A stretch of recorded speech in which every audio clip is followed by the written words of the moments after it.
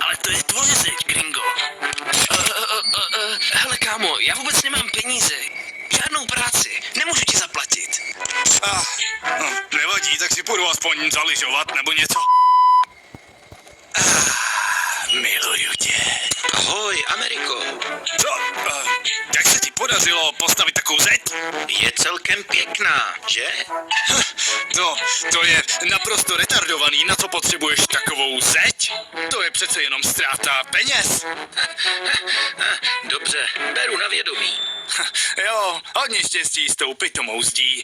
Taková blbost. Slyšte, Daně, potřebujeme větší zeď.